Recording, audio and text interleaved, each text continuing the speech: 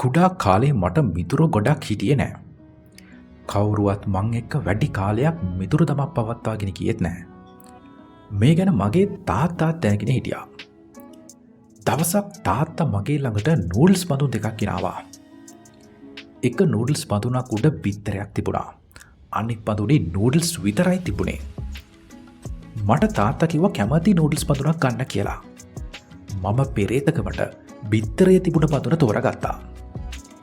ඒත් ආහාර ගනිද්දි මට තේරුණා තාත්තා ගත්ත නූඩල්ස් බඳුනේ පතුලේ බිත්තර දෙකක්ම තිබුණු බව. මම මහ මෝඩයෙක් කියලා මටම හිතුණා. තාත්තා මන් දිහා බලලා hina වෙලා කිව්වා දකින්න දෙයට රැවටෙන්න එපා. ඒ වගේම අනිත් අය ගැන හිතන්නේ නැති අයට ගොඩක් දේවල් නැති වෙන්න පුළුවන් කියලා. ඊළඟ දවසේ සුපුරුදු විදිහටම තාත්තා ඒ විදිහම නූඩල්ස් බඳුන් දෙකක් ආපහු අරන් ආවා.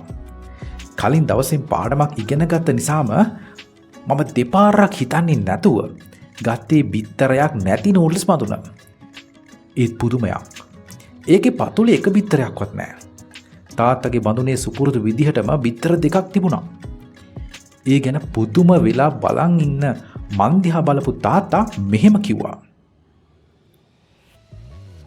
පරණ අත්දැකීම් උවමනාවට වඩා විශ්වාස කරන්න එපා. සමහර වෙලාවට පූර්ව නිගමන නිසා අපිට වරදින්න පුළුවන්. හැබැයි ඒ ගැන කනගාටු වෙන්නත් එපා. ජීවිත අත්දැකීම් අපිට පොතපතින් ඉගෙන ගන්න බෑ. ජීවිතය තුලින්මයි ඉගෙන ගන්න තියෙන්නේ. තුන්වෙනි දවසේ තාත්තා ආපසු නූඩල්ස් බඳුන් දෙකක් අරගෙන ආවා. කලින් දවස්වල වෙච්ච දේවල් නිසා මට මං ගැනම ලැජ්ජා හිතිලා තමා තිබුණේ. මම තාත්තට කිව්වා තාත්තා කැමති භාජනයක් ගන්න. මම ඊට පස්සේ ඉතුරු වෙන එක ගන්නම්. තාත්තා බිත්තරේ තියෙන නූඩල්ස් බඳුන ගත්තා. මම බිත්තර නැති බඳුන ගත්තා. ඒත් පුදුමයක්. ඒ බඳුන පතුලේ බිත්තර දෙකක්ම තිබුණා.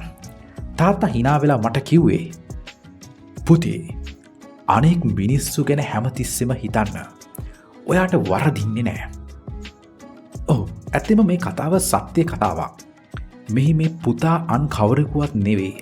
අද වෙන විට ලොව බලවත්ම රාජ්‍ය නායකයෙක් වන චීන ජනාධිපති ෂී ජින්පින් පියා දුන්නු අවවාද ආදර්ශයන් නිසි පරිදි පිළිපදිමින් ඔහු අද ලොව බලවත්ම රාජ්‍යක නායකයෙකු වශයෙන් කටයුතු කරනවා. ඉතින් නැවතත් කියන්න කැමති ජීවිත අත්දැකීම් අපිට පොතපතින් ඉගෙන ගන්න බෑ. එය ජීවිතය තුලින්මයි ඉගෙන ගන්න තියෙන්නේ. ඔබට ජය. ඉටුවෙනවා සම්තයි ජීවිතය හරි අපූරු කතාවකි ඔබේ කතාවත් ලියා තමන්